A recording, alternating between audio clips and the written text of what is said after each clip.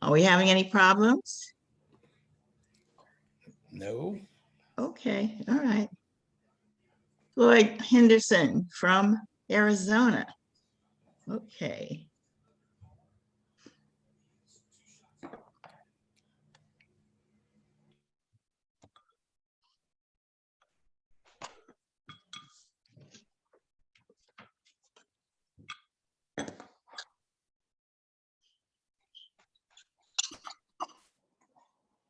Hi, Betty.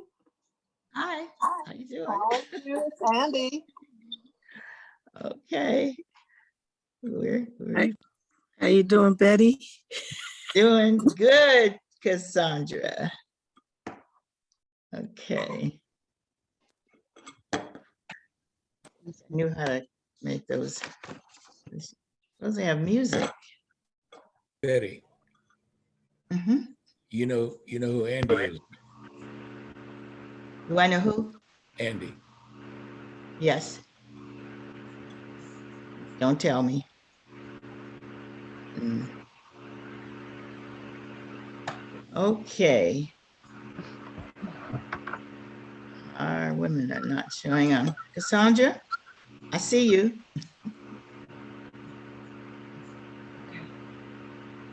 That's good news, Betty. Mm-hmm.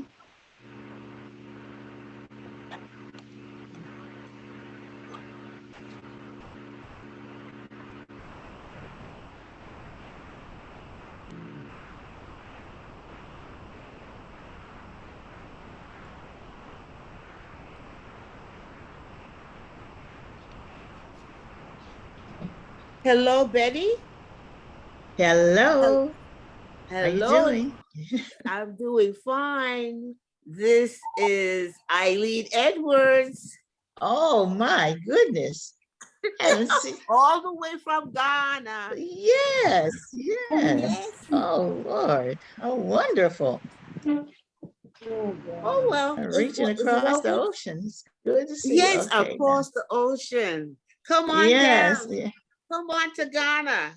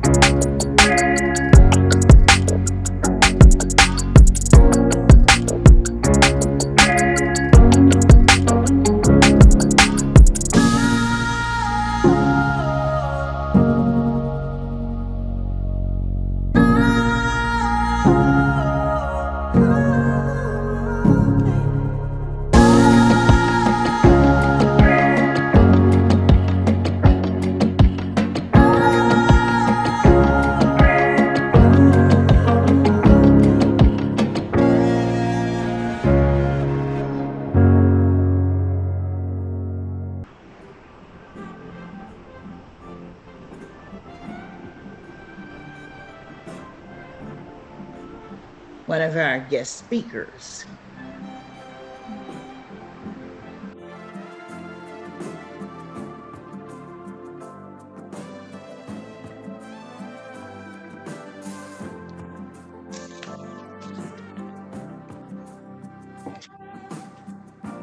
Brothers and sisters, when they insist we're just not good enough.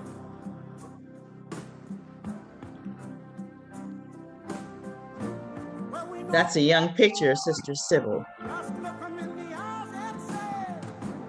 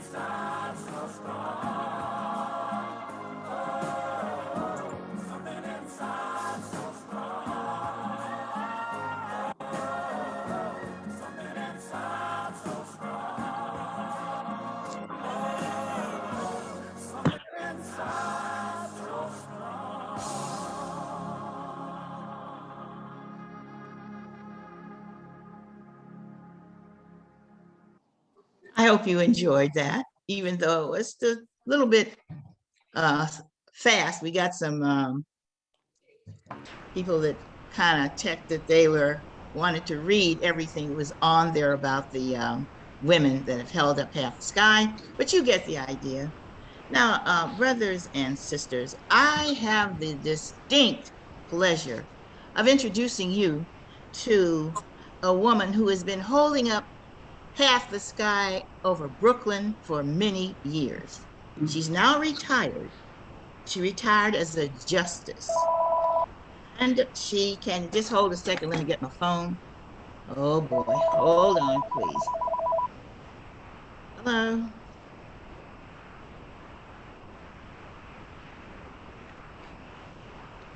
Okay, I'll ask James to send you the contact. Okay. Oh, you know what you do? You know what you do, Ladine?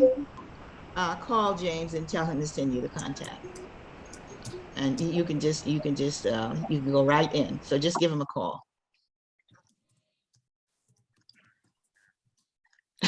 347.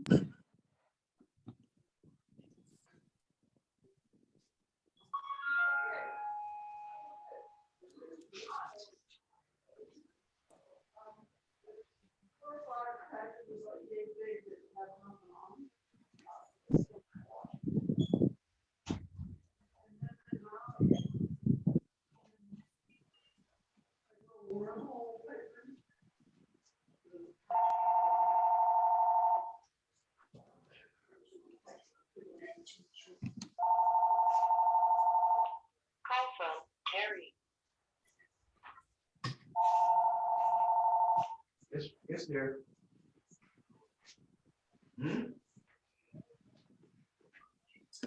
Hello. What do you mean you can hear me? Unmuted. Can you hear me now?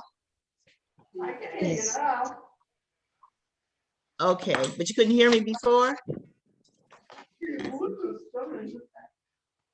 All right, well, if you can hear me, and I want you to hear me, because you got to hear about this fantastic woman who's been holding up the sky for all these years, and is a retired Justice Betty Williams. And I'm going to read just some of the things that she's been doing, and then she's going to be talking to you.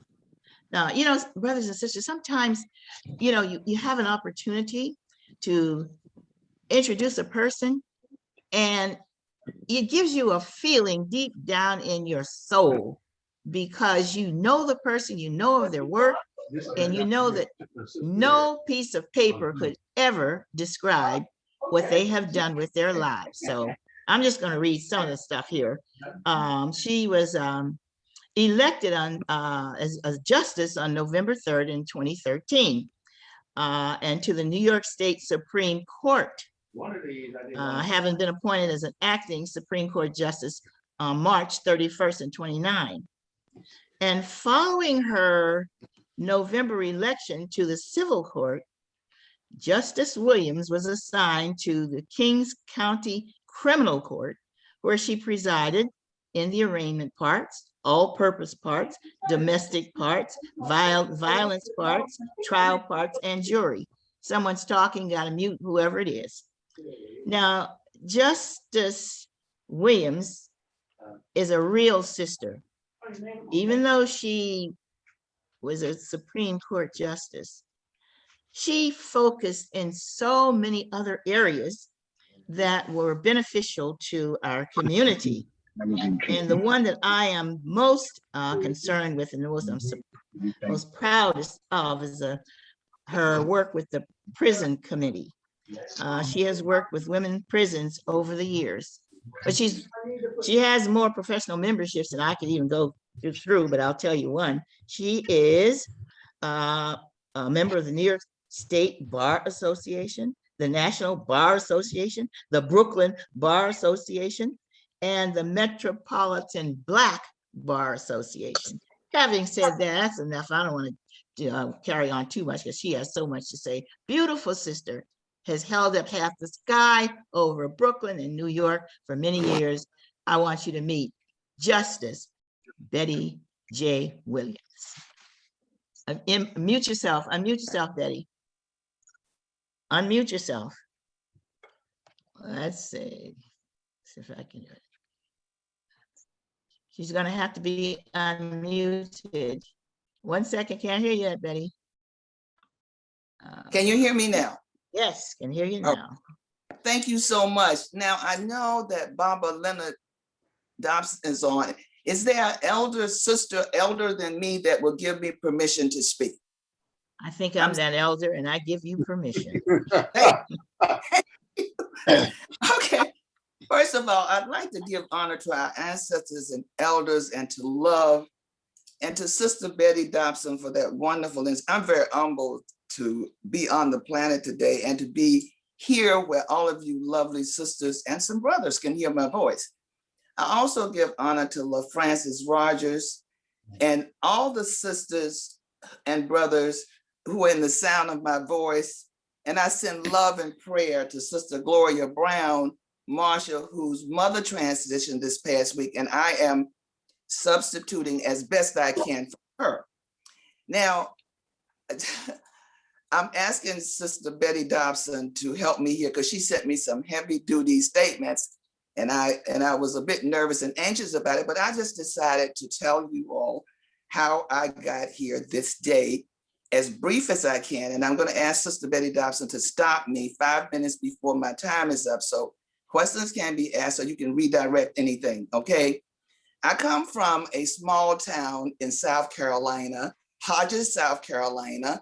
It's between Augusta, Georgia, the home of, I think, James Brown and Little Richard and Jesse Norman, and Greenville, South Carolina, Jesse Jackson and Billy Graham. I fly into Greenville when I'm going home because my town has one stoplight, and it's the same as it was when I left.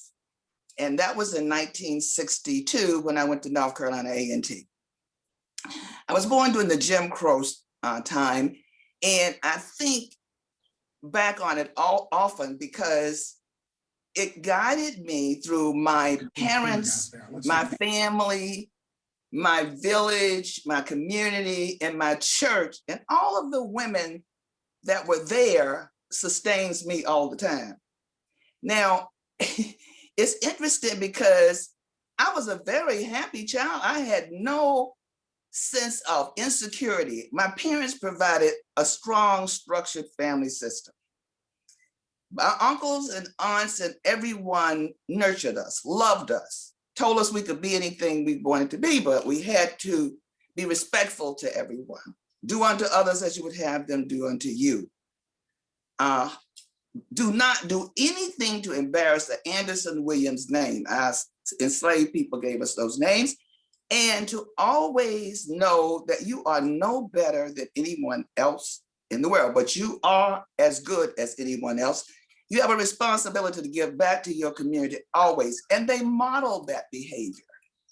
And that's what's important to us in terms of our young people. We cannot just talk to them. We have to model behavior, provide a strong structure around them. If you're a caregiver or you mentor someone, and I've always tried to do that, I try to listen to them, give them unconditional love, and listen to them most of all, and acknowledge and affirm them. And that's what happened to me in that little Jim Crow town of South Carolina, where our judge was head of the Ku Klux Klan. We had colored white signs. When my cousin, who had come to visit me from New York once, decided to go to the store where my father got most of his groceries from, and we decided that we should sit up on the stools in the store. And of course, I was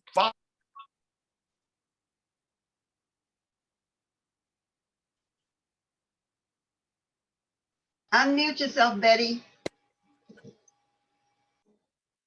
Unmute, unmute. okay. I don't know, something is happening with this iPad. Where did I stop? I was telling the story about my cousin went to the grocery store when my dad Sitting on the stool. sitting on the stool. Of course, Mr. Ed told my parents about that, and my cousin, my dad's sister, beat her and made her apologize to Mr. Ed. I was very traumatized by that.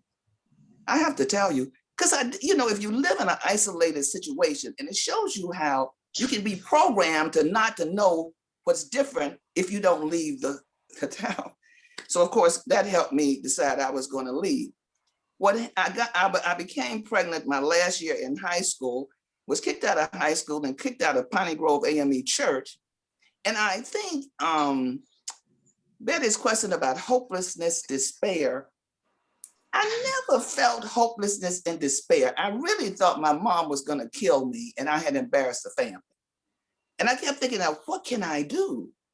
And I kept saying to her, because I had been accepted to North Carolina A&T at the time. So I said, Mom, I really want to finish school. I don't want to go. I don't want to get married. She said, okay, you have a home as long as we do. My dad said, blame my mother for me getting pregnant and told me I better not do it again, but I had a home.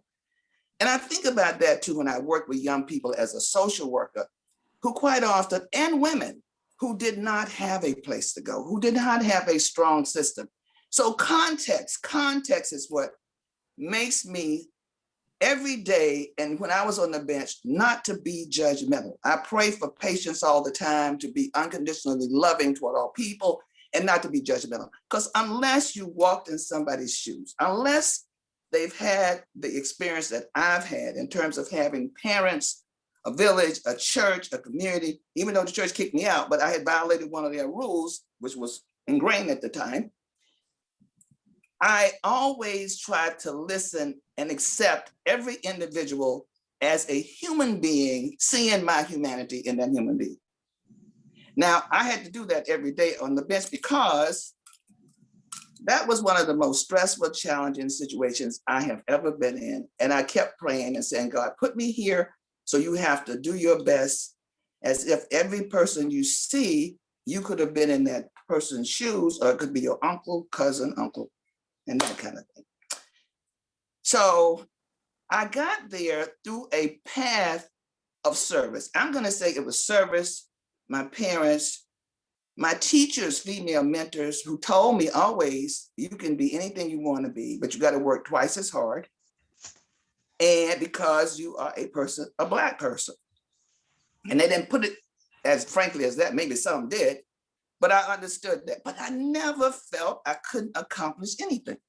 I always, because my parents worked very hard. We lived in a house with no running water, no inside plumbing. We had an outhouse, a well that we had to bring water from. The first school I went to had an outhouse, a spring. And you have to be old to know these things. We got the books from the white school. Some of the pages were tore out, and we had to put a brown paper bag cover on the books that we had to rent, that we had to pay for. And I don't understand that concept right now because it was already damaged. But the teachers there, the teachers lived in my community. They went to my church. You couldn't do anything, no cell phones, but you could not do a darn thing before your parents would know about it. And my mom told me from the time I can remember, you are going to be a nurse. You're going to go to college. You're going to be a nurse. Now, my mom was a high school graduate. My daddy had 6th grade education, but he was an engineer, believe me, because he could do anything. Somebody's ringing my bell.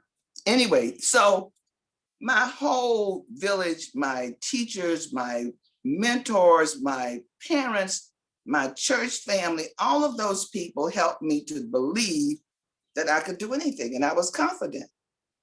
So if you do not have that kind of grounding and didn't grow up in the context that I did, I used to not understand why other women or other people didn't think the way I did. It took me a while to get to where I am now in terms of my thinking. But again, I go back to where I was born and my family system. Now, when I came to New York, I went to North Carolina A&T after my mom advocated for me to go to another high school because the principal wouldn't let me back in that one. And I graduated, and my parents were great about taking care of my son, who is really the joy of my life and has been the motivating factor in my life. He's given me 3 granddaughters, and I have 2 great-grandchildren and 2 expected. And that was the driving force, my son, and to make my parents proud of me, because I really felt I had disappointed them. But I tell my son, and I just left my son, I told him, you were never, you were the joy of my life. The only thing I tell my granddaughters is timing. I wish I had you a little bit later on, but anyway, I'm very happy and proud of him. He's an engineer and he lives in Florida. I went to North Carolina A&T during the civil rights movement. I don't know who that is and I wish they'd go away. And that was a very historic time. Now I have chose Ella Baker, Sojourner Truth, Ella Baker, and your person, Fannie Lou Hamer, as three of the women that I was most impressed with. Ella Baker and Fannie Lou Hamer were in my chambers every day. And one of the things my mother always told me, whenever you're in trouble, you repeat the 23rd Psalm. You stay still, you do whatever you can to correct the situation, see what you could have done differently, read the 23rd Psalms, and move on. So I read the 23rd Psalm every morning before I went on the bench. And right now, that's my meditation and my first thing I do in the morning before I get out of the bed, the 23rd Psalm. So that is what helped me in terms of any despair or hopelessness. As I said, and I really never felt despair and hopelessness to the extent that, well, I did get therapy. When I went to School of Social Work at Columbia University, I went to therapy. That was about a man. So that was to get me restarted and to understand that I'm in control of me, that you don't control other people. You don't expect other people to bring you happiness. You have to affirm yourself, be happy with who you are, know that you are special because your DNA is not like anybody else's. Your parents, mom and dad gave you special DNA, you special. Accept that, affirm that, know you're great, know you're courageous, know that you are a special person because God made you a special person. Now it's easy again for me to say that because of my parents, my village, my church, everybody that was around me that gave me that grounding. I think the most difficult part of being a judge, what for me was every day I had to reaffirm that I'm here for the person that comes before me to do my very best to give him the best, fair, just result I can. It's not about me. I'm a public servant. And I say that because working as a judge and having a majority, minority, and I'm saying minority because they're not people of color, court officers, DAs, legal aid attorneys, controlling. I beg your pardon? No, Can you hear go me? right ahead. Controlling that environment, I had to find ways to finesse and to make sure that I kept them to the extent that I could in the loop. Because again, I didn't want them to say, and they said it, Judge Williams treat the defendants better than they treat us. Judge Williams is racist, meaning that I'm more Black, and I affirm that, but I didn't say that to them joyously. And Judge Williams give them too many chances. And they said all that kind of stuff, but at the same time, I treated them with respect because it wasn't about them as persons, it was about their ability to make my life more difficult in terms of getting the results that I wanted. And I must say, I think I was successful at that. From the time I went on the bench though, and I was elected by a group of people in the Brownsville, East New York community who believed in me. I had no money. I was told you need $250,000, $150,000 to run. And two of my political ministers say I had $7.76. So I always tell young people, when you want to do something, you don't think about the money, even though I was raised that you have to save 10% of everything that you get. And I've done that. And thank God I've done that because it helps me to be free now and financially secure to some extent. But people who said I had done things for me, parents of children when I was at the special ed suspension hearing office, trying to keep kids in the public school system who people wanted to kick out because they had labeled them handicapped, disabled, and they were nothing but children who did not have a culturally enriched curriculum, and people from their community teaching them, many of them should not have been in special ed. And I had come from that place where I had learned a lot of skills too in terms of how you manipulate to some extent, and I'm gonna use that word guardedly, people to get them to buy into what you want to do with patience, never lowering your standards, bending your back, but at the same time, help them buy into a humane solution. Now, one of the things that I did that I'm very proud of when I was on the bench is I did drug court. I never wanted to do trials because trials, you are mandated in the Supreme Court by a criminal court that has mandatory sentences. So no matter what you think about the person or what the individual's circumstances are, if a jury decides, or if you do a bench trial, you are mandated by that book to sentence the person. So I always stayed in alternative situations where I could put a young person in a program, give a man a program, give a woman a program. And I was able to do that. And I always gave them many, many chances because as we know, there are all kinds of factors that impact on a person who's trying to do something, who may not have had the structure that I described for me. And I had a lot of success stories. One of the things that I did there was I set up a high school in the court, Kings County Criminals Court. I think they still have it, but during COVID, it's not operational. It was set up by the New York City Board of Education. And I had some connection from having worked there as a social worker and attorney. And they brought this high school into there. It was a GED program. And I connected with the City College, New York Tech. So some of our students went there. So we had, when I left there in 2016, when I retired, we had about 42 graduates who had gotten their GEDs from that program, because part of the program, my drug court program, mandated that you had to go to high school. You had to finish high school. And so that, and I'm told that was the only one in the nation. That was one of my things that I was very proud of. I'm also very proud of when I worked with the women in prisons. Now, that gave me joy. And I have to tell you, service is what gives me joy. Connecting people to other people to help them gives me joy. The women in prison, and that's what inspired me too.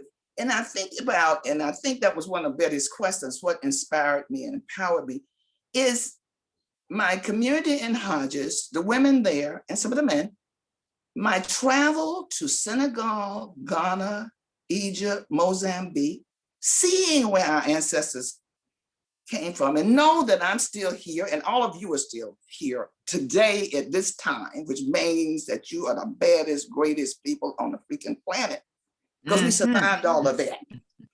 And and that empowered me. And seeing the women in prison who were so happy that we came there, and Dr. Sanford, we took her there.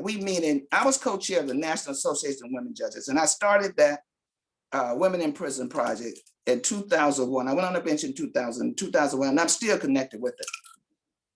And the women were so happy to see us. Dr. Sanford, and I think you all know this, she would open up and start saying, beloved, and talk about the pearl. And within 3 or 4 minutes, everybody be crying, including the judges and some of the court staff, because she could feel this love that she had for her people. I tell you, and she inspired me.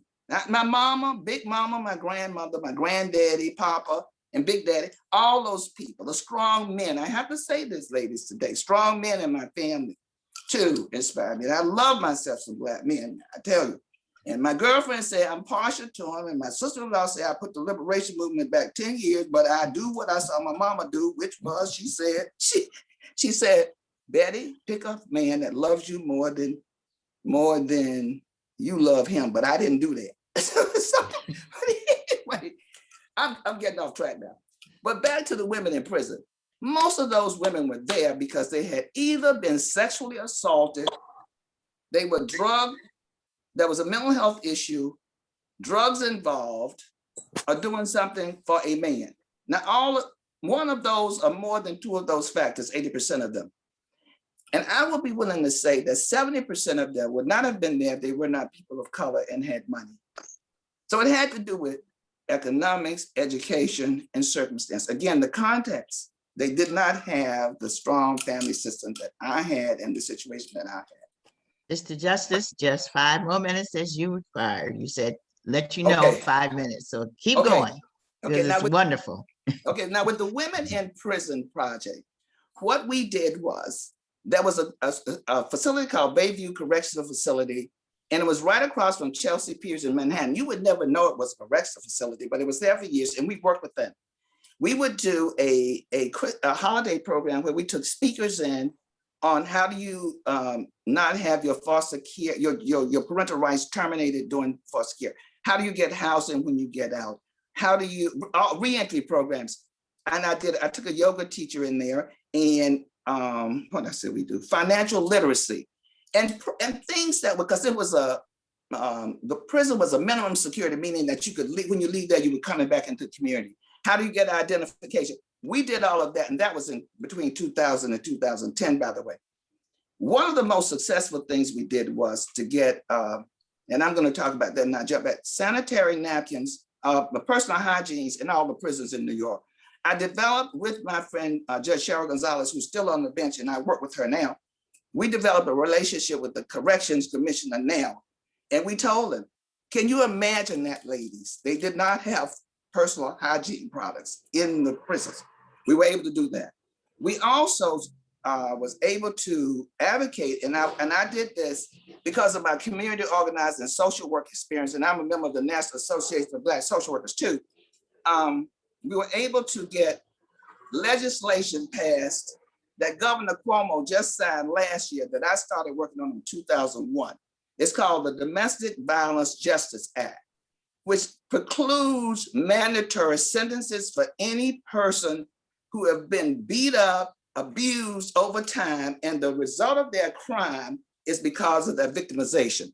Now, that means you can take an individual look, and it's very complicated, and we're gonna have a webinar for the judges to train them, because some of the men still gonna talk about why you didn't leave and some other craziness.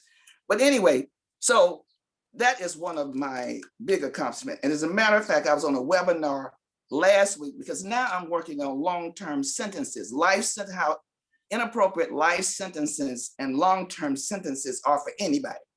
And DC has something they call a second chance. I'm not sure what it is, but they have a rule where they can look at especially juveniles who were sentenced for long terms.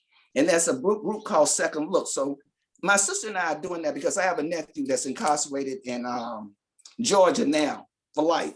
He may get out at 55. So our goal is to try to get him out before she transitions. So we're doing some stuff with the Citizen Project says Second Look.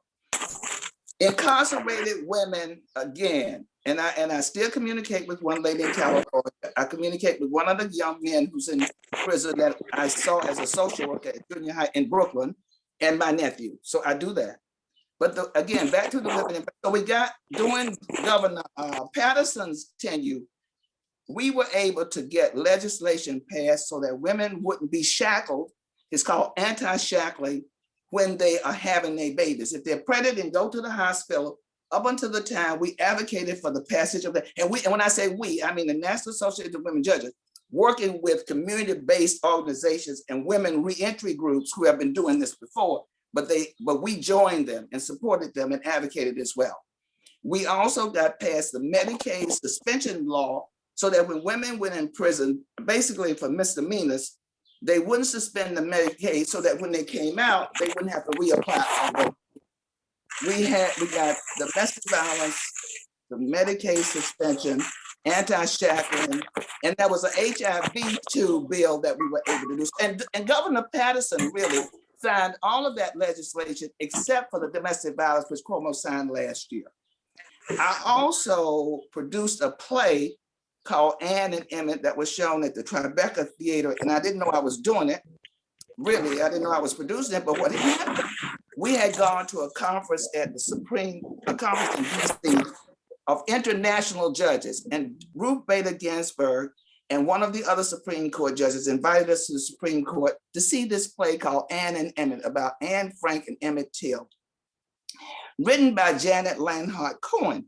We only saw an excerpt, and at the time that we saw that, one of the judges from Queens of the minority population came over to me and said, Betty, we should bring this to Brooklyn. I said, then why don't you say it? No, you spare. So I started doing it, and everybody tried to sabotage it. But once I start something, and I tell my granddaughters this all the time, it's perseverance. Winners never quit, quitters never win. And I always felt nobody worked harder than me because my father and my mom had a work ethic that was beyond belief. There were 6 of us. And I'm telling you, I don't know how they fed and clothed us and kept us thinking that we were the best of everything. Never thought I was poor again until I got to Columbia University and some Moynihan come telling me something. I said, that doesn't fit with with what I know and when I grew up. But if you got love and you got people around you who support you, who reaffirm you, who make you feel secure and safe, then the sky, that's how you hold the sky up. I'm going to end with that and say you can ask me any questions that you want. Okay, listen, sisters, brothers, you just met one of the few Black Supreme Court justices, so let's give her a hand. I know she's going to really put your hands in the air. We appreciate everything that you said and the way that you said it. Now, I have a question, and Sure. it's sort of tangentially related to what you have just shared with us. Nowadays, I'm speaking primarily of European women in this case, but you know, once something happens in their race, it kind of morphs over into ours. There are young women who, when a man looks at them or touch them on the back or the arm or the finger, they feel violated. They claim that they can't sleep and their lives are ruined and what have you. You know, also referring to some of our very special Black man that's in prison right now because a bunch of white women claim that he had assaulted them, although he never, as far as I could tell, went to their homes. They all came to him. I'm speaking, you know who I'm speaking of. I don't want to call his name, but in any event, this where is the drawing line, the line of demarcation when women accuse men of violating them sexually when no physical rape or anything has happened? Are there laws that relate to that particular issue?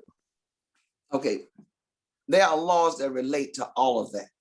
However, you have to remember, was it Bruce Wright said, it's just us. The laws are made for just them. And I'm probably not quoting him correctly, but laws are applied for the minority population and the rich. Now, I never had that issue with any man because, first of all, if they did something, I either kicked them, slapped them, or told, are you kidding me? You know what I mean? It just never, I never just had, I may have gotten myself in one situation in the car with a guy that I shouldn't have been in with, and I had to talk my way out of that. But I headed what they call the sexual assault, what do they call it? I can't think. Every Friday, I had every case in Kings County on sexual assault. And the majority of the cases, I have to say, came from one religious group and one country, and I will not call the name, but the DA would come in, and I never will forget this case because this young man was, when they gave me this part for every Friday, I had it on Friday, and another lady named Betty had it on Thursday. She did all of them on Thursday, and I did them on Friday, 2 days a week, all the Supreme Courts in Kings County. I never forget, this woman came in with this young man of a certain religion, and she had told me, well, we worked out the disposition already, Judge. I said, oh, you have? So she said, yes. And she comes up, I said, well, approach. And I said, first of all, ma'am, would you please, when you come, wear a scarf? Because you know, that's not appropriate wear for church. And if you, because they used to say that I want everybody dressed like they're going to church. But so she said, well, the DNA, I've worked this out already. And it was about a young man who was 21, and he had been assaulting his cousin since she was 14. So I said, well, what does the victim's parents, or what does the young woman parent? Oh, they're all on board. I said, no, that's not good, because first of all, I haven't gotten the grand jury minutes. You have to go before a grand jury and then be indicted. And then they send me the minutes, and my court attorney and I reviewed them to see if everything was correct. I want the best. But I had a similar situation with a little brother who had already been sentenced when I got there, mandatory sentence. And they had gotten him in a program. He had messed up and he came back. Now his dad, he had gotten a young lady pregnant whose father was a minister in the church, and she ended up having the baby in the bathroom. The parents didn't even know. And they sentenced him to 6 years with a program that if he did the program, he would go on probation, but he still had to become registered as a sexual offender. He had this social worker named Miss Williams. I never forget that woman. She worked with him. She worked and worked. I had the case for 4 years. And during that 4 years, he got an associate degree. He got married. He did well, but I could not get the DA to reduce it to a misdemeanor so that he would register as a sex offender, but it wouldn't be a level 2. I went back to the judge who did the sentencing because I didn't take the plea and they wouldn't change it. Now here you had a little brother, and by the way, he and the brother of the young lady were friends, and they had church, things. And he said it only happened one time. He was over at the sister's, at the brother's house and that kind of thing. But here you had this person from this other religious group who they done worked out something in advance. I never took a plea on it. I made them go to the grand jury. I made them go to a program, and then they wanted to take a plea that was not acceptable to me. So I sent it to another judge to go to trial. Now, it's possible that once it got there, they pleaded out. But, and I say this too, that was one of the most stressful parts too. I used to, on Friday, I do those cases, I'd finish about 1:30, 2 o'clock. I go to a Pilates class, come home, take a shower, say a prayer, and sleep. That sexual assault is something that I dealt with as a social worker. And I have to tell you, I rejected it totally because my first case was a Black minister with his daughter whose wife had run off and came to the school to talk to me. And I just couldn't believe it. I just could not fathom that. But I had a lot of experience. And then in my family, my sister's daughter was sexually assaulted by my other sister's partner. I had to go to Atlanta. We had to do a whole, and that's when I tell young people that no matter what job and experience you have, and you don't, and I never thought, I just do, because I've been surrounded by good friends too, who always supported me, social workers, educators, and people. Whenever I needed advice or somebody helped me, they were there. But every experience, now I had that in my family, and then another good friend of mine from Hodges, from my hometown, we are still friends from the 2nd grade. His niece came to stay with, they sent her to stay, and come to find out she had been assaulted by her sister's husband. I dealt with both those situations. We're getting social worker, the law involved. It prepared me for when I had that unit at the court. Prepared me in terms of empathizing and having some sense of what families go through and what some people never do anything. I've interviewed women whose children was going into special ed when I was a social worker in the school. And they would tell me for the first time that somebody had sexually assaulted them. They had never told anybody. Women are walking around with all kinds of internal trauma, chaos that has not been dealt with, but they hold up the sky, they still function. So those people who are saying that, I can't relate to that because I'm not part of that context, except that they are supposedly the ruling class and the minority people, and they white. What else can I say? I don't know if I answered your questions. You did. Okay. And Sister LaFrancis, your question? Oh, you got it. Unmute. I didn't really have a question. I'm just listening to the wonderful conversation with the judge. And I guess if you wanted me to respond to that question that you asked her, I guess I would just say amen to what she said. I think also that white women particularly have been in the house much longer than Black women.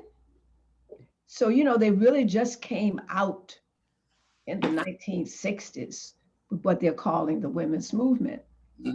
So they haven't had the kinds of situations that Black women have had to deal with.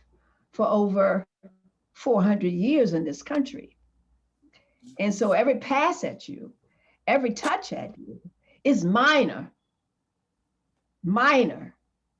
compared to the rape of our mothers and our Amen. ancestors, where we have created a whole nother category of people that for more than 300 years were separated from us by color.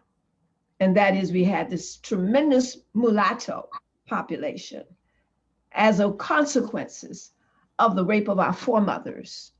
And nobody said anything to these white men psychologically of how do you take one of your children and sell that child into slavery. Nobody has called them on accounting. And when you mention Daniel Patrick Moynihan, who did everything that he possibly could do to destroy the Black family, how dare him? How dare him in 1960 look at our family structure then, which was 48%, 78% two-parent families, and talk about it being so out of line Absolutely. with white families when white people had done everything that they possibly could do to destroy us. Amen. So, I just, white women, we can just tutu them, Amen. Okay, that's a powerful response too. And okay, it's leading me up to introducing Dr. LaFrancis Rogers Rose, who is a founder of and CEO of the International Black Women's Conference. Now, I'm going to read you a little bit about her background. Tutu. Okay. And I'll tell you a little bit about her background. She's a clinical psychologist, a professor, a community leader, a consultant, an author. She's a graduate of Morgan State University, Fisk University, and the University of Iowa. She has more than 30 years of teaching experience and taught at Case Western University, Rutgers, the University of Pennsylvania. Dr. Rogers Rose taught American Studies at Princeton University for 16 years, and most recently at Drew University. She is equally at home in the non-academic world, having served as a consultant to Stanford University Center for Research and Development and Teaching, United States Army Equal Opportunity Program, Educational Testing Services, Bell Corps, Bell Labs, and AT&T. She has lectured throughout the United States on topics dealing with the Black woman, the Black family, Black leadership, Black cultural diversity, Black youth motivation, Black school discipline, rites of passage for girls, parenting skills development, and various aspects of male and female relationships. I think I'll stop there, but I could read to you some of her achievements and her awards for the next 20 minutes, and I still wouldn't be finished. So it is my pleasure to bring before you a woman that I have the most highest respect for, who's done so much and continues to do so much. And listen to this. She was given a special, precious gift and a new lease on life when she received a heart transplant many years ago. That's right. Still on the case, still facing adversity, still telling people what Black folks are actually about, and got another heart to do it in. I welcome to all of you, Dr. LaFrancis Rogers Rose. Thank you so much, Sister Betty. It's such an honor to be here with you and with Supreme Court Justice Williams. She has really set the parameter for the things that we can discuss today, because as she was talking about her life, my life also just came into my own vision. So much of what she said about how she was raised, I could just say ditto, ditto, ditto. One, I need to make a small correction. I am a clinical sociologist. And people invariably will see clinical and they'll immediately think of psychology. I was trained by sociologists, but I was trained to understand social psychology from a structural position. And so because of that, I take a slightly different bent than psychologists do in terms of trying to understand the lives of Black women. And particularly, I pay a lot of attention to our culture and how our culture has been that which has fortified us and has made us do things that are unbelievable and nobody can explain and are still trying to explain, and why the judges who come from such a humble background can do all of the things that she does. All of the people pictures that you put up before we got started today, Yeah. all of them can tell those same kinds of stories. Very few of them came from positions where you say that they were way up here. No, they came from very small existential places, but it was because of the way that they were raised by their mothers and their fathers, their aunts and their uncles, and the whole community historically that brought them to this place. So as I've been thinking about, Betty, your hard questions that you said, Yeah, right. I didn't know which way to go. There was so many ways to go. So I thought about women holding up half the sky. And what does that mean? And how have we been able to do that? And so I've been doing a little bit of reading about ancient Egyptians' ancestors, following the pattern of Sheikh Diop, who says that until we center Egypt in the way that we look at the world, the same way that the Europeans center Greece and Rome in the way that they look at the world, our existence and our struggle will be suspended, continue to be suspended and animation. So I'm trying to heed his call. I'm trying to write this book called Black Women, Theory and Thought from Antiquity to the Present. So I've been reading for about a year or two. And at some point through prayer, ancestors, I'll get up and I'll write some of these things. But what I thought as it relates to women, and this coming out of Maulana Karinga's book, The Husia, which pulls together a number of ancient Egyptians' quotes and sayings. Well, one, let us just agree that these writings take place at least 6,000 years ago. So I want people to appreciate that, because we do the European or the Greeks coming into Egypt about 2,200 years ago. I think we need to understand what it means to say that at least 4,000, but as I'm reading, it could be 7,000 years before the Greeks even showed up. Black people Corrections, additions, and deletions. were sitting someplace My wife's second. contemplating Mute.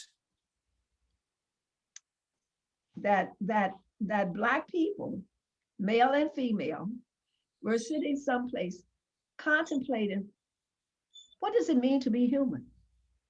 What does it mean to be male and female? And why are we here? And what are we supposed to do when we come here? So that the white Egyptologists can't understand why the ancient Egyptians spent nearly all of their life preparing to leave it. And in the process, they gave us so much knowledge because they were trying to comprehend. So one of the key questions that I want to talk about very briefly it's this question that the ancient Egyptians raised. If you know the principle of ma'at, Mhm. and for those who may not know ma'at is the guiding moral, cultural, social, economic, political, whatever part of life. Ma'at is the process or the value system that one uses in order to move forth in life. And so the question is raised, there is Maya. There's the Yes. 42. They're the 42 affirmations of Maya. Thanks, Doc. Go. So Okay. it says that more than 6,000 years ago, then the ancient Egyptians raised the question in the days of vindication, of judgment, will you be able to say that my soul lifts itself up and my heart is found to be righteous on earth? Will you be given your heart, which comes from your mother? Yeah. Mhm. And you know that the scales of Mhm. justice, the scales of ma'at, the glyph of it, the figure of it, is in the image of a woman. Yes. And they say the highest moral principle in African societies, wherever you go, it's the woman. And there's one thing that says that when men have done all that they can do and can't decide what they do, they say, bring the women, Mhm. make it right. And so there's something in us, and that which I think is in us is this ma'at thing, this way of walking in the world, this way of believing in truth, in believing in harmony, in believing in reciprocity, in believing in justice. And as the judge has said, we are raised by mothers who then enforce these things in us. Mhm. We are not righteous because we were born righteous. We're not righteous because that's what we want to be. There's sometimes I don't want to do what I do, but I don't have any other choice because my mother has so gotten it into me. Sometimes some mothers had to kind of beat it into you. Yeah. We were all not all these nice children. And all we had to be punished to say, hey, my mother said, you can't share this with your sister. Give it to me. Yeah. And she would take it and she would stomp it in the ground. Mhm. Neither of you don't know how to share. Know how to share? You don't know how to share? Give it to me. Or she said, give it to me, I'll eat it. Mhm. At some point, it dawns on you, I need to give, my sister's name is Cynthia, I need to give Cynthia half of this. But otherwise, my mother's going to take it away from us. I know when my mother died, someone said, I never heard her raise her voice. And she had 4 loud children. And then God gave us her so that she could quiet us down some. You see my voice right now. And this is my quiet voice. So you know I should get her 4 children together. She would say, okay, it's time for everybody like to just kind of chill out. And like the judge said, each child is raised uniquely. You have your own personality, your own stuff. But the other thing that I want to talk about is that we are also raised in this communal way of life to say that you can't interfere with somebody else in your uniqueness. So you got to be somewhat fair. Your uniqueness can't jeopardize somebody else. That doesn't exist in European society. They are just individuals for themselves. They don't know how to share. They don't come from the same communal way where we've had aunts and uncles and grandparents, all those people in the same house. Not the person who you say, go down the street and ask Mabel to send me a half a pound of sugar. You know what I mean? Or I raised by a single mother. I'm going to be late tonight. Take your clothes, go up to Miss Mabel and spend the night. block away. So these women, so we called, you showed us early, some outstanding women. They came from very humble backgrounds. So that when I was thinking, what can I say about some of the women recently, in my life, some of the people Betty and I were talking about, some of the women who've come through the International Black Women's Congress. And people would say to me, how do you find all of these great women? I said, they're not hiding. They're right there. They're easy to find. And so for me, having started this organization in the New York, New Jersey area, I thought I needed to call some of my early people. They may or may not be online right now, but my brother James, who was also a minister, Dr. Rogers.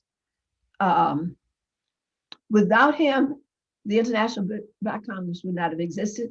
For 15 years, I never paid any rent. He had an office with about 7 different little rooms in it. He had one room for his own consultation, and the other 7 rooms the International Black Women's Congress had. If he asked me to help with rent, every now and then I would get upset. Why are you trying to get money from me? I don't have any money. So him, but my sister, my daughter, my son, one of my former Princeton students served as my president for about 8 or 9 years. Sharon Brown. Recently, my new president died a few months ago, just in February. Cynthia Pullen, also a great social worker. Kim Gaddy, Zakia, Zyma. My godmother that I found after I moved to New Jersey, Rosa Langston. All of those women, when I look at them, we have various places along this continuum of what we call this Ma'at woman, but we're on our way. And it is for our responsibility to bring the generation behind us into the correct ways of behaving as Black women, because we are coming into the age of the Aquarian. Now, some people say the age of Aquarian will start by 2065. And the question that I raise, because an age lasts for like 2,160 years. If this is the age of the woman coming any day now, you can feel it. Some of the things we're talking about here, you see the things that women are asking for. What will the next 2,000 years look like? What kind of woman do we want to have in place that will be guiding the universe for the next 2,000 years? Will that woman be working for justice? Will that woman be working for righteousness? I see Black women moving into their space. Mhm. You can't even explain some of the things that we're doing, except that it is our time. Amen. And even us being here in the last 400 years of this age that we're in now was to put us in a place and even probably give us some of the experiences that we've had so that we would be in the space that we need to be in order to move into this next millennium. So that's basically, have a lot of names that I wanted to call. We've written, the organization has published 5 different books, and one book we did on healing Black women from violence, and had a number of social workers who participated in writing that volume. We've had another volume on Betty mentioned that strategies for resolving Black male and female relationships. And one I talk about often is every Black woman should wear a red dress. And the red dress simply talks about our putting our colors on again, our coming into our right mind. People have tried to keep us away from ourselves. And one way that we see ourselves is the clothes that we wear and how we wear our clothes. So when I was growing up, people would say, you're too dark to wear red. And then they would tell my girlfriend, you're too light to wear red. So what it meant was none of us could wear our colors. They wanted us to wear these drab colors, but you see now everybody's wearing our colors. So, you know, Ben and I was talking about how everybody's stealing our stuff, not giving us any credit for it. And then it comes back to us as if they had created it in the first place. You know what I'm saying? So that's all I have to say right now, Betty. I'm sure we'll continue on. Betty, could I make one comment on Sister Roger Rose's presentation? Yes, go ahead. Sister Rogers Rose, when you were talking about the woman as the Mayat, yes, I had a piece of papyrus that I brought back from Egypt when I went with Dr. Asa Hilliard. And on the scale of justice, they have a feather on one side and a heart on the other side. Now, would you explain that? Because I got an impression of what it meant, but would you explain that to me a little bit better? When your heart is on one side of the scale, the feather of my art is on the other side. Well, my art is the 7 cardinal virtues. So let me see. This is because I wrote this as an article too. Let me see, can I find it in this book? The 7 cardinals is Looking at it. It's truth, justice, propriety, harmony, balance, reciprocity, and order in your life, right? So when your heart is on one side of the scale, which represents your life, it says your heart can weigh no heavier than the feather of my heart. It means that you have to be so righteous. And even you might not have all 7. In fact, my girlfriend, who's an ancestor now, was from the New York area. Some people may remember Geraldine Wilson. Geraldine Wilson said, if we had all of them, people would not know what to do with them. Yeah. So you could just have 3 or 4 and still people don't know what to do with us. Yes. So, but you want to live as righteous as you can, because their thing is that you're going to be judged. Yes. You're going to be judged on what you did with your life. And when you leave, you want to leave that somebody remembers you, because that's the other thing that our ancestors believe. Yes. You know, as long as you've done good in the world, as long as somebody calls your name, you will continue to live. So I'm living so that folks can call my name for a long time. Oh, you remember LaFrancis, right? Oh yeah, I do. You know, she did blah, blah, blah. And oh yeah. Yeah, but so you do good so you can live for eternity. Thank you for that presentation and Egyptian origin, because I firmly believe that too. I am your sister in that belief system. Absolutely. And sister, go ahead. Now, I just wanted to thank her for that content. And we all thank you for it. And Sister LaFrance, we need to know how long you have been holding the sessions for women under your organization.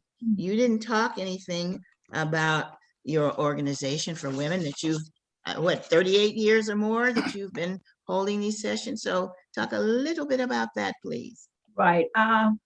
The International Black Women's Congress was started in Newark, New Jersey in 1983. And we were organizing to get ready to go to the International Year of the Woman that was in Kenya in 1985. And so there were a number of organizations that were getting, Black women organizations getting ready. And we may be one of the only ones left. And we just persisted. We got home after the conference, and we set up our first conference in 1985. And every year, through hurricanes and nor'easters, we've not skipped a year. So, and we invite all of these fantastic sisters to come and present. So we've had several conferences on the Black family, several on Black women and economic development. We've had a lot on Black women and health, various aspects of Black women and health. At one point, we had something looking at Black women political power, and we focused on one of your favorite people, Fannie Lou Hamer. Well, obviously she was an ancestor, but we try to find everybody that we could that might come. We thought at one point her daughter was going to come, but she did not come. But Annie Devine, who was one of the three people who, you know, like it was 4 women who helped organize that. And so Annie Devine, and I'm thinking of the third sister, who Victoria Gray Adams, who I became very close to. They came, and then Ida Mae Holland, who ultimately became a PhD, Mississippi sister, 14 years old, had a child, yada, yada, yada, very active in the movement very early. And she was there. And at that point, she was a full professor and just a well-known scholar in upstate New York, maybe, I want to say Albany or something. But anyway, I'm always begging people to come. So I said, so she said, well, you know, I'm not walking that well. She had some kind of internal problems, and I need somebody to come with me. I said, oh, that's fine. And then I need an honorarium. I said, oh, that's fine. And so she got to this hotel in Newark, and before the evening was out, she gave us a life membership check. She said I didn't need to pay her any money, but she said she had not been around that many women who had locked hair and was wearing African-centered clothes. She said, I am so happy to be at home. So, and as I said to you, we are an African center. So the classes that I taught at Princeton for 15 years, I was teaching Black studies classes. And also the classes that I taught at Drew University were Black study classes. Prior to that, I was teaching just regular sociology classes and you know, other universities. All right. I'll call on her. But Okay. we have locally here in Norfolk, we have a chapter, and we do, our main focus right now over the last maybe 15 years or better has been HIV and AIDS. So at one point, you know, I've written proposals to do with HIV and women and children. But over the years, we've now moved mainly toward transgender issues and HIV and AIDS. But we've got maybe a staff of about 14, 15 people. In New Jersey, for a long time, we had a rites of passage program called the Genesis Girls. So those girls that we were working with then as 8, 9, 10, 11-year-olds, they're now about to turn 40. And so with them, some of them have come back into the organization, and we're trying to start Genesis 2 now, in terms of catching them early. Yes. And giving them the kinds of values that they need. So the things that we did with them in Newark, and I haven't been able to do it in Virginia, we've got a different kind of structure, sort of like no power at all. Although we are 48% of the Norfolk population. We have no power, and people are not doing anything. But in Newark, at least, you know, you had your council people. Each council person has a little bit of money. So we could go to the different council people, get one to give you something. Go to the next one and say, oh, Councilman Perk gave me this. So we were able to take our youth to Montego Bay. We were able to give them a weekend trip when the Black judge from New York had a retreat center in Pennsylvania. Can't remember his name now. Oh, yeah. It was at a swimming pool, it had everything. Good food. In the Poconos. Yes, yes. So we name. took the girls there. And when they graduated. So I think that class graduated in 1984 or 5. Or it could have been 90 though. Maybe it could have been 90. I do have it written. But anyway, we took 4 girls who graduated from high school, who had been with us for like 10 years. We took them to Africa for their graduation. What country? They went to Senegal Ah, and the Gambia. yeah, Mhm, okay. mhm. Yeah. This is interesting, very, very interesting. We have a person that's well known to all of us. She's been in the struggle. She's been holding up the sky. I don't know how long, probably longer than we would ever think because she looks so good. I'm talking about Sister Sophia Bandelli. She wants to ask a question of, I don't know, you, Dr. LaFrancis, or you, Judge Betty, but Sister Sophia Bandelli, please ask your question. Thank you. Not a question, but your peace A and blessings comment. all. I just Oh, want to so say how beautiful. much I love Dr. LaFrancis Rogers Rose, that she is the person I call my leader and my sister. I've been a member of the IBWC for many, many, many years. 30-some years. 30-some years. And whatever she needs me to do, to speak, do whatever, I'm there. Why? Because this organization is so special. It is the only Black women's organization that combines the political, the spiritual, the social, and our speakers are always dynamic. We've had whatever a sister's profession is, she's been there. An anthropologist, a medical doctor, a psychologist, a social worker, an activist, a church deacon. We all come together in this beautiful space that this beautiful woman has created. And I love the organization. I'm a life member. I have pledged to send money every month because this is such a unique organization. And she is a unique, one-of-a-kind woman. So I am pleased to just be here to say to her, thank you. And to you, Sister Betty, for your leadership, and to everybody present for this space. It's so important for us to have this space. And some of the members are on the call, on the Zoom. I see their names. And also, Sister LaFrancis insists on our brothers encircling us. So we have an encircling component where the brothers encircle us and stand at the door to protect the women, even metaphorically. And Segun Shabaka is one of those brothers. He's on the Zoom today. So that's my organization. I've resigned from everything else. I'm not doing all that stuff except for this one, that I'll be a lifetime member. That's what I wanted to say. Thank you, sister. Thank you. And What- I know that, yes, you can applaud because that was some beautiful Testimony. That's my support. testimony. Yes, yes. You got a right to smile because it was beautiful. Thank you, Sister Yes. Sophia. And thank you, Sister LaFrancis, for being a person who has earned this type of compliment. So it's all good. It's really all very, very good. I want to say that I'm going to ask those individuals that can and will send a donation. You can go into the chat room, and there's 3 different ways in which you can contribute to CMOTAP Ohio, CMOTAP New York. We're not able to meet face-to-face anymore. So we, like every other grassroots organization, would welcome a donation. You just go into the chat and you can find 3 different ways in which you can participate and support us.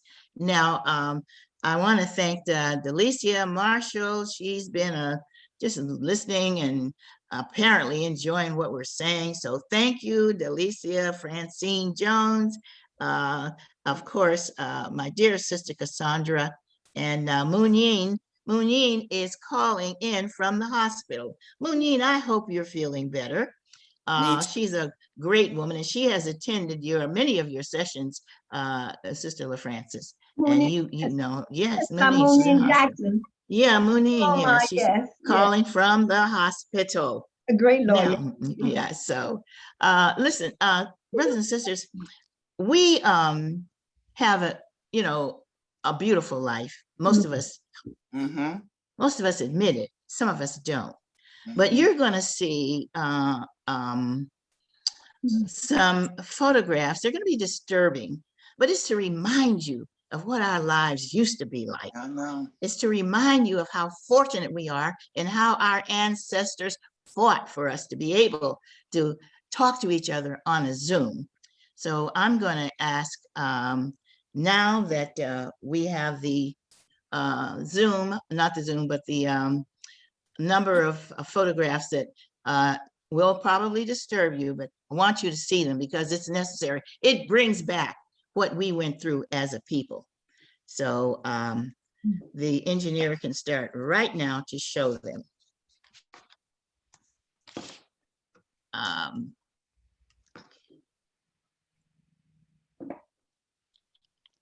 Mm, It's about Sister Ida Wells Barnett, yes. lynching in America. Ida B. Wells Barnett. Her lynching law in America led her. Our country's national crime is lynching. It is not the creature of an hour, the sudden outburst of uncontrolled fury, or the unspeakable brutality of an insane mob. It represents the cool, calculating deliberation of intelligent people who openly avow that there is an unwritten law that justifies them in putting human beings to death without complaint,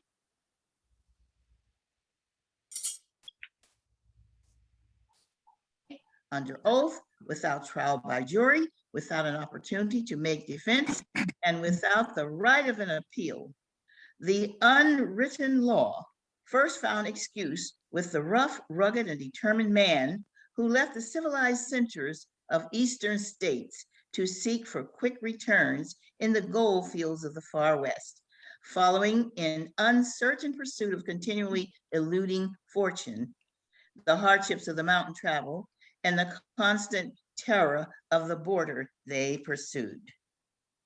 But the spirit of the mob procedure seems to have fastened itself upon the lawless, classless, and the grim process that at first was invoked to declare justice was made the excuse to wreak vengeance and cover crime. It appeared in the South, where centuries of Anglo-Saxon civilization had made effective all the safeguards of court procedure. No emergency called for lynch law. It asserted its sway in defiance of the law and in favor of anarchy. There it has flourished ever since, marking the 30 years of its existence with the inhumane butchery of more than 10,000 men, women, and children, shooting, drowning, hanging, burning them alive. Not only this, but so potent is the force, and that should be potent, is the force of example, that the lynching mania has spread throughout the North and Middle West. It is now no uncommon thing to read about lynchings north of the Mason and Dixon line. And those most responsible for this fashion gleefully report and point to these instances and assert that the North is no better than the South. The alleged menace of universal suffrage having been avoided by the absolute suppression of the Negro vote, the spirit of the mob murder should have been satisfied and the butchery of Negroes should have been ceased. But men, women, and children were victims of murder by lynching. Brothers and sisters, I know that that was difficult to look at, but that's a reminder of what we had to deal with, what our ancestors had to deal with. Our ancestors whose name wasn't, they weren't described as people of color, they were described as niggers who were subhumans. And they suffered and did everything. You muted. Unmute, Betty.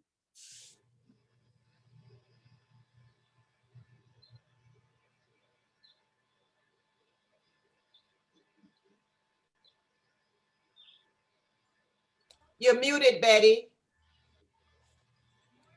Betty, you're muted. Yes, I don't think she can hear you. Okay.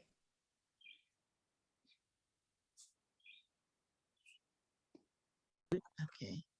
Now you can hear me, right? Yes.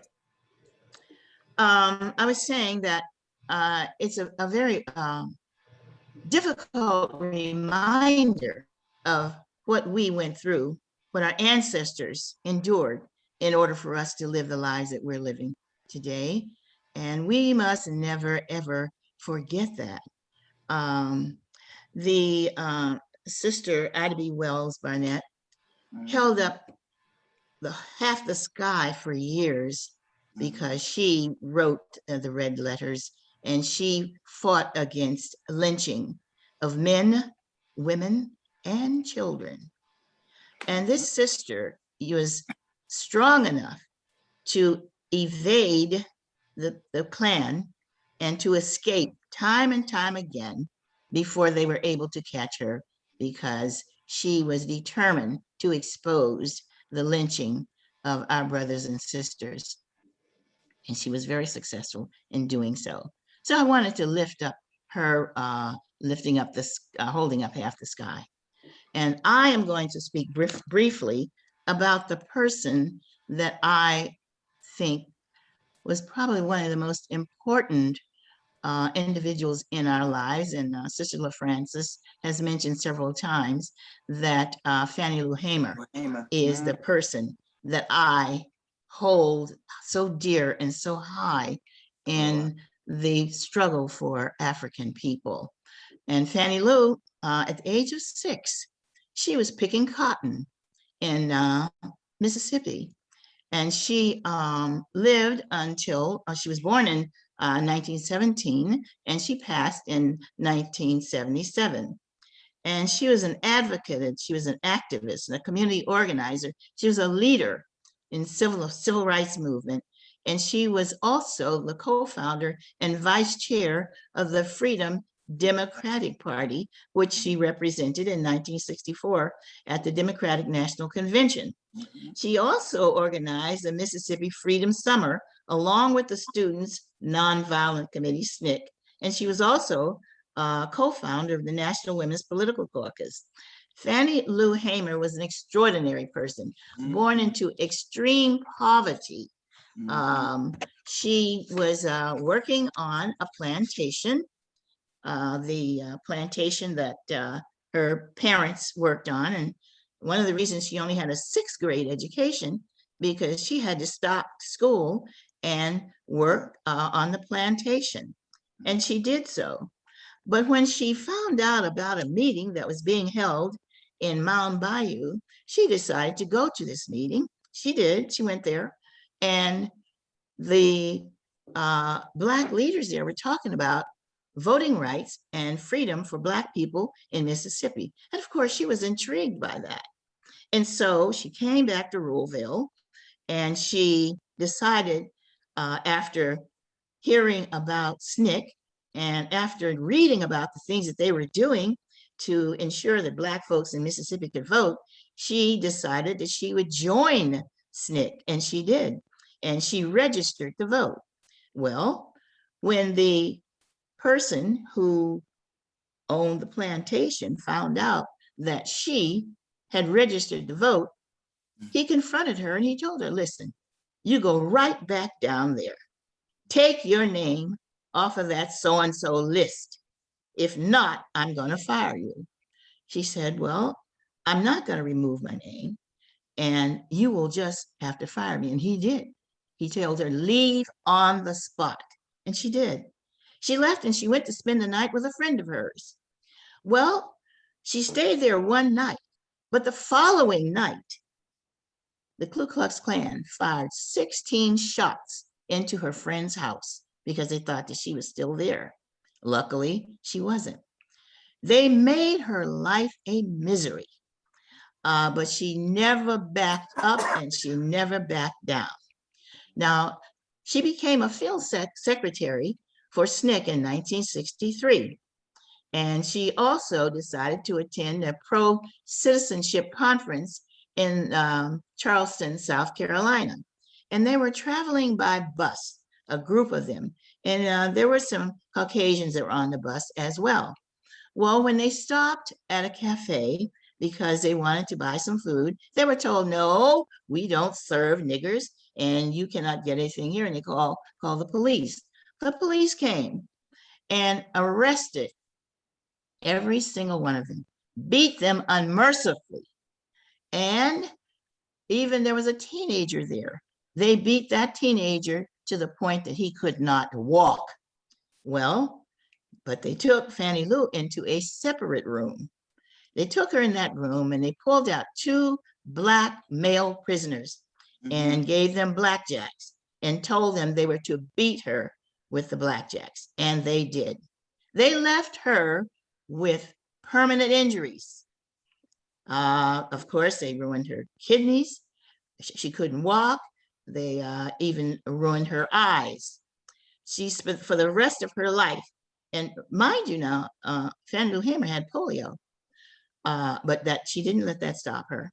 It took her over 3 months to recover from that brutal beating, and she never, ever really was able to recover from it. Well, she decided that she could do more than just encourage people to vote and to take the beatings and the maimings that they had to endure in order to vote. But she decided that she would create something called a Freedom Farm Cooperative, because once you registered to vote in Mississippi, then you lost your job, you lost where you lived, things were very difficult, and some of the white folks that own these stores refused to sell food to Black people. So she created this Freedom Farm where Black folks, she bought up a lot of land, 60 acres of land, and let folks grow their own vegetables. She even created a pig farm where they would give people these small piglets, pregnant piglets, and let them grow these piglets so that they'd have food to eat. She did her travels from place to place was to encourage Black folks, don't give up, continue to fight. And they did, because she had something in her voice, and they knew of the things that happened to her that caused her to suffer so, but she still continued to fight and force people to take the punishment that the white folks were delving out, and to still know that further down the road, there would be freedom, and there would be freedom for people like you and me.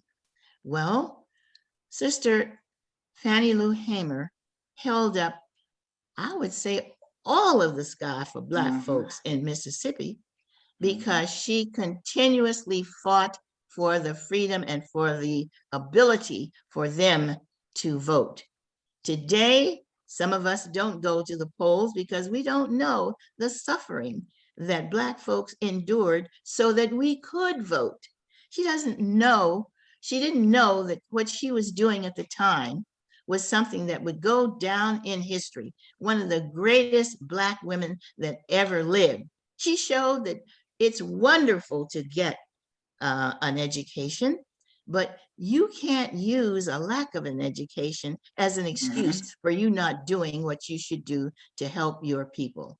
Fannie Lou Hamer was actually sterilized. She went to the hospital to have a tumor taken from her stomach, and they sterilized her. And this is what they did to Black women in the past. And she and her husband, Jesse, they wanted to have a family, adopted 2 girls.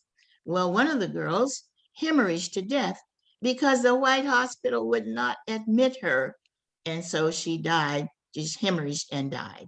She went through things that you and I can't even imagine, but she stayed steady and she remained on the battlefield for justice and for voters' rights. Fannie Lou Hamer, she passed in 1977, but she was one of the greatest women, I feel, greatest Black women that ever lived. and certainly, she's certainly helped to hold up the sky.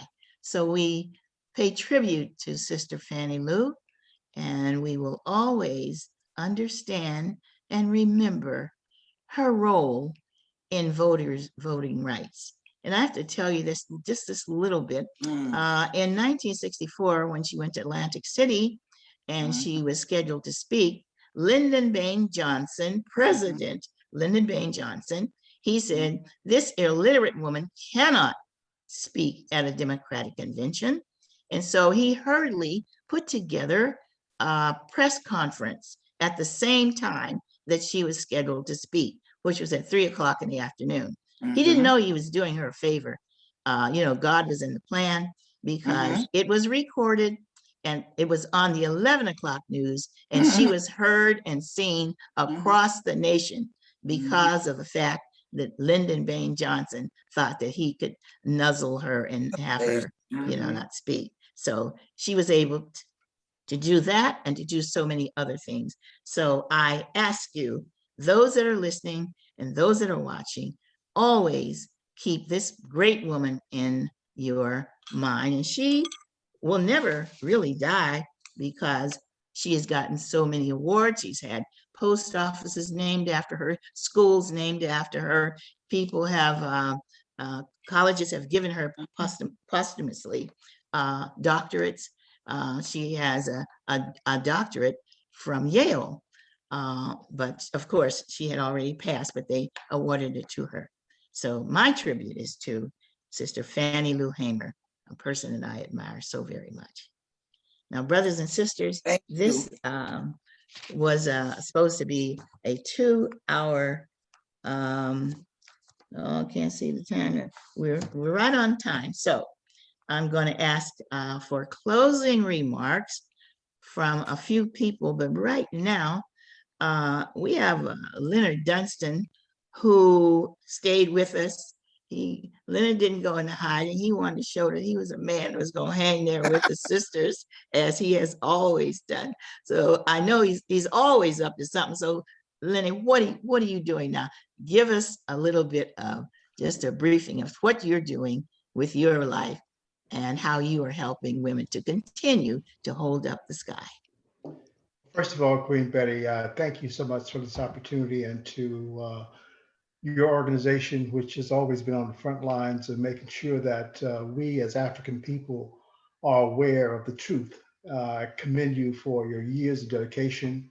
I was happy to see Sister Sophia be able to make some comments. I see on the line also, as he's been already recognized, Brother Shabaka and Brother James McIntyre.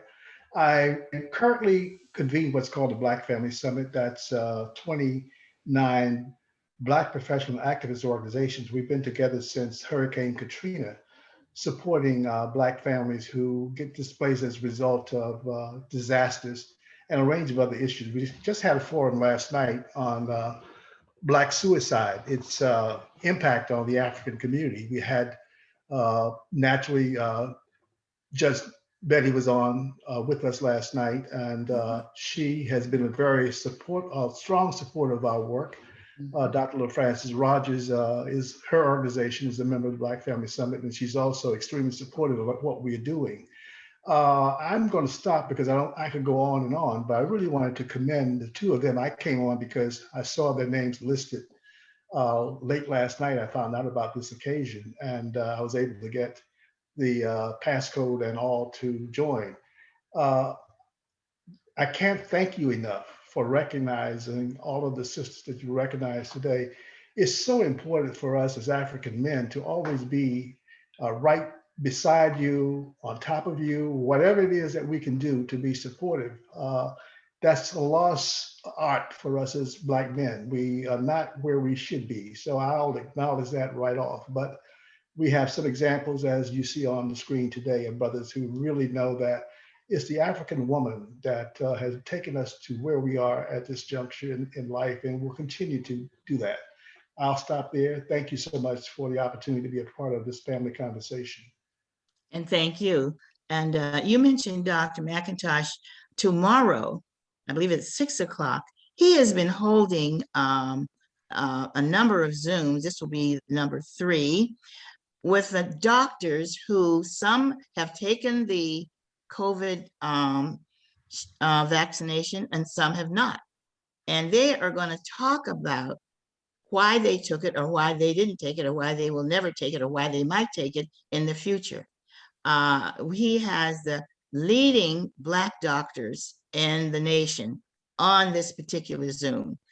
So the same number that you call to get the contact and, you know, to know how to come into this particular Zoom, we want you to, of course, be sure to come on that Zoom tomorrow at 6 o'clock.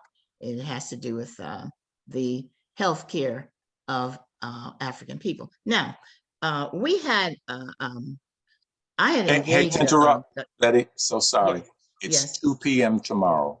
Oh, I'm sorry. So sorry. 2 p.m. tomorrow. And give the name of the Zoom, please. All right. It's called Part 3, Optimal Black Healthcare in the during the COVID epidemic. And the link you'll be able to find in the chat. The link will be pasted in the chat for everyone. Thank you. Oh, thank you, James. Now, we have on CMOTAP, you know, when you're in CMOTAP, you're in CMOTAP, Ohio, CMOTAP, New York, CMOTAP, California. A poet, we call him our poet laureate, Brother Ladin Kaliba. He was supposed to come in earlier, but I see he did make it in. He had a few things he had to attend to in another part of New York. So he's a poet and he has a special poem for mothers. So if you would unmute him so that he can bring his poetry, appreciate it. Can you, I know he can't hear me. Can you unmute him, James? He's going to have to unmute himself, or if he's on a phone, he can hit star 6. And if he's Okay. Mm-hmm. If he's on a computer, he has to hover his cursor at the bottom of the screen. He'll see the icon or picture of a microphone, and he has to just click that, and he'll be unmuted. Brother Ladin, can Brother you hear us Ladin, at all? are you on? If you're on a computer, Brother Ladin, just put your mouse at the bottom left-hand side and click that microphone that has a line drawn through it. I'm unable to mute him from here. All I can do is ask him to unmute. Oh boy. And he's an excellent poet, so I know he has a special poem. And I cannot unmute him either, right? No. Oh boy. I guess he's gonna call his wife because he doesn't seem to be able to handle it himself. But he's worth waiting for, brothers and sisters.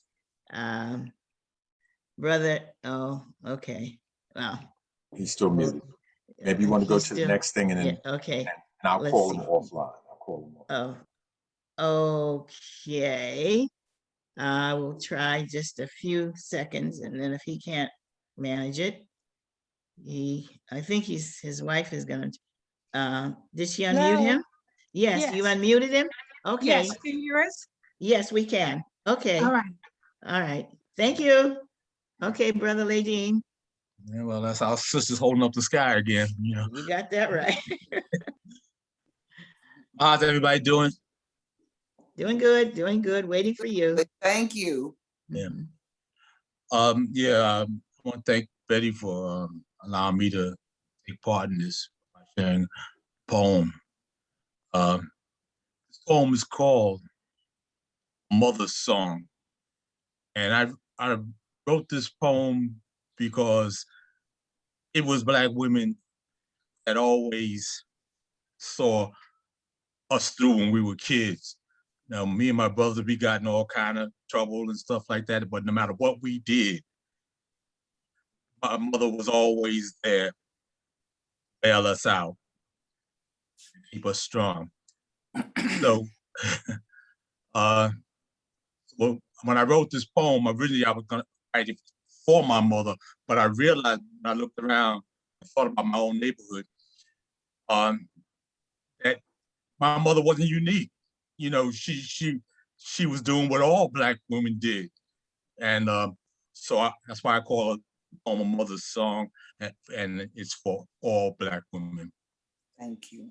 If I were a singer of songs, I'd lift my voice mountain high in praise of mothers, women who would give body and soul for family, scrub other people's floors to launch their children's dreams from swollen knees and bruised knuckles while wading in puddles of splintered suds, women who would take the weight of Atlas's world if he failed to hold it steady, giving solid footing to our children. I sing lessons learned on mama's knee, teaching me about going on. At times I thought that there was nowhere to go. And when I needed inspiration, I think of little Miguel's mother, who pitched batting practice after work, giving her son prayers and faith to go along with his batting glove so he wouldn't strike out when his dreams threw curves. I take the rhythms of mama's pots and pans, add a melody line, recall how she made a symphony from leftovers that fed hope to young dreamers like Deborah's mother, who sharpened pencils on the cutting edge of her teeth because her daughter wanted to be a writer, and who still found time to make model airplanes with her son, Kashif, whose dreams were about flight. And at times, when his dreams seemed out of reach, she'd pull the heavens down to tuck him in at night. If I were a singer of songs, I'd sing mother love equations, giving 364 days a year, receiving one in return and calling it even. If I were a singer of songs, I'd clap my hands, stomp my feet, lift my voice mountain high, and pull a praise song for mothers from the depths of my soul. Thank you, Brother Lady. That's to all mothers. Okay, you're getting applause. That's wonderful. Beautiful, beautiful. Let me see, where are we now? We're kind of close to the end because you came in. We actually have asked him to do two poems, but because we're so close to the end of our time, we're just not going to be able to do it. But Ladine, we thank you for what you have brought to us, our tribute to mothers, and the fact that you were able to come on. I'm glad, because people need to hear your wonderful words of poetry, saluting and paying tribute to mothers and to women. Having said that, we have heard from some of the guests on the Zoom, and we want to thank each and every one of you that tuned in. I know that you received some valuable information from Sister LaFrancis and from our Justice. She told me to be sure to say that she's retired, talking about Justice Betty Williams. Don't look retired, don't act retired, but I'm going to say what she said. She is retired. We never retire. She's busier now than ever. Sister Sophia Bandelli, you look wonderful. Thank you so much. Bonita, Charmaine, Floyd, Mary Alice, Segun. Brother Segun, I knew you were going to be on. You didn't show your face, but Brother Leonard Dunstan, he was more brave than you. So thank you so much. And now we'll show the ending of our program. Hope that you'll give a donation to CMILTAP. Hope that you'll tune in tomorrow to the Zoom that talks about COVID from a Black professional perspective. You'll find information there that you won't find anyplace else. So, Brother Engineer, you can roll us out of here.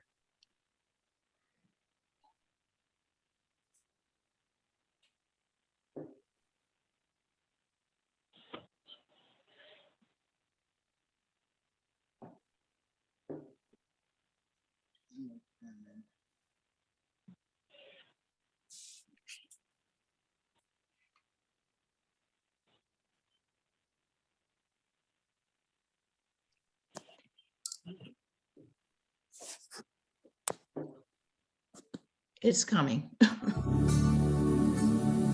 I think that our history should be just like any other history.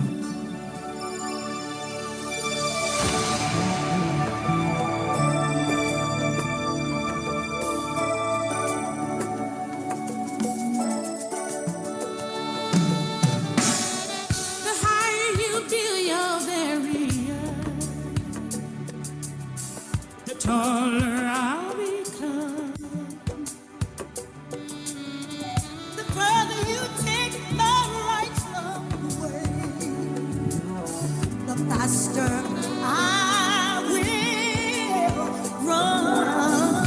You can deny me, you can decide to turn your back away. No matter the share. Something inside so strong. I know that I can make it. I can make it. From my pride was gone. From my pride was gone. Oh, no. Something inside so strong. Something inside so strong.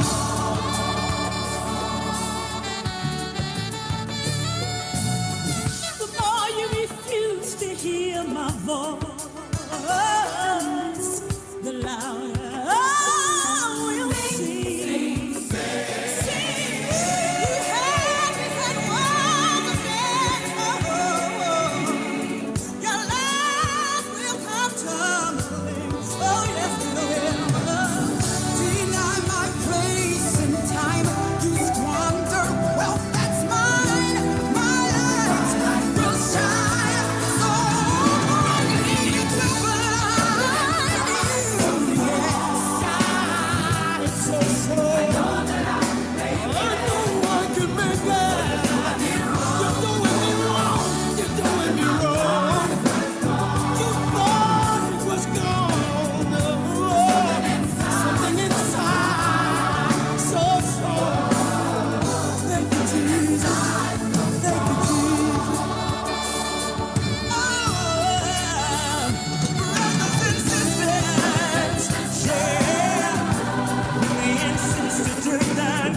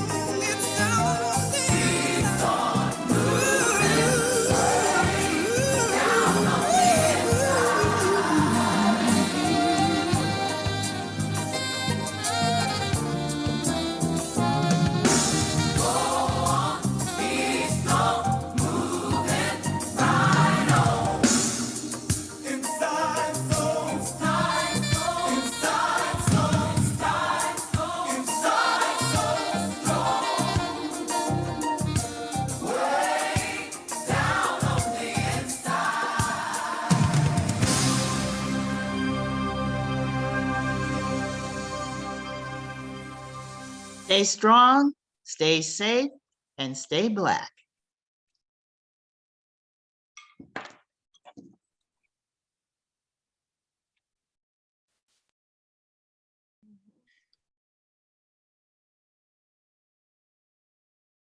Thank you.